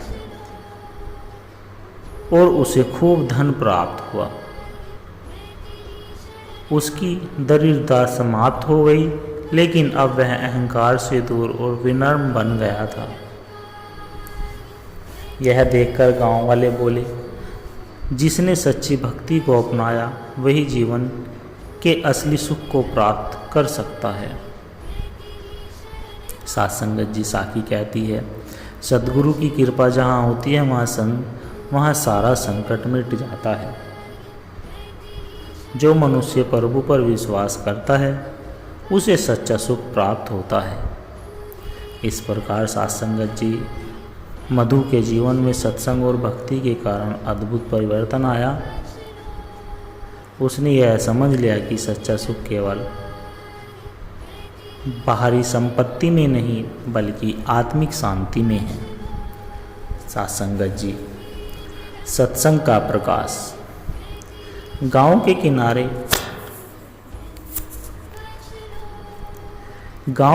एक किनारे पर एक बड़ा घर था जिसमें रघुनाथ नाम का व्यक्ति रहता था। वह धनी था लेकिन उसके स्वभाव में घमंड और कठोरता भरी थी। उसकी दृष्टि में धन ही सबसे बड़ी शक्ति है। वह अपने नौकरों से दुर्व्यवहार करता है, गरीबों को तुच्छ समझता और केवल अपनी इच्छाओं की पूर्ति में लगा रहता है। उसकी पत्नी सुमित्रा एक विनम्र और धार्मिक स्त्री थी। वह हमेशा चाहती थी कि रघुनाथ थोड़ा विनम्र बने, लेकिन उसके कठोर व्यवहार के कारण वह कुछ कहने की हिम्मत नहीं जुटा पाती थी। एक दिन गांव में प्रसिद्ध संत स्वामी विधानंद जी का आगमन हुआ। गांव में चारों ओर चर्चा थी कि उनके प्रवचन सुनने से जीवन में अद्भुत परिवर्तन आता है। सुमित्रा ने बहुत आग्रह किया कि रघुनाथ भी सत्संग में चले। पहले तो वह मना कर रहा था, लेकिन जब सुमित्रा ने कहा बस एक बार चलो, यदि पसंद आ जाए तो आना, नहीं तो मत आना, तो वह अनमाने भाव से राजी हो गया। संत का सत्संग शुरू हुआ। उन्होंने कहा, मनुष्य बाहरी सुखों के पीछे भागता रहता है, लेकिन क्या उसे सच्ची शांति मिलती है? नहीं, क्योंकि वह बाहरी चीज़ों में सुख खोजता है, जबकि वास्तविक आनंद तो आत्मा के भीतर छिपा है। रघुनाथ को यह सुनकर आश्चर्य हुआ। उन्होंने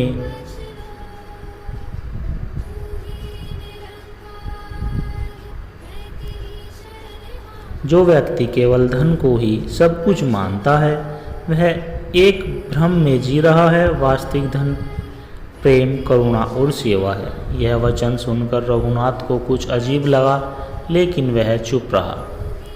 सत्संग के बाद वह घर गया, लेकिन उसके मन में संत की बातें गूंज रही थी। अगले दिन वह पुनः सत्संग में गया। वहाँ संत ने एक कथा सुनाई।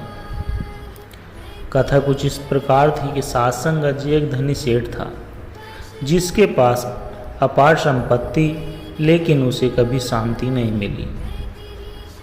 जब वह मृत्यु के करीब पहुंचा, तब उसने महसूस किया कि सारा जीवन उसने धन कमाने में ही बिता दिया, लेकिन असली आनंद तो उसने कभी पाया ही नहीं। यह कथन सुनते ही रघुनाथ को लगा कि यह तो उसके जीवन की कहानी है।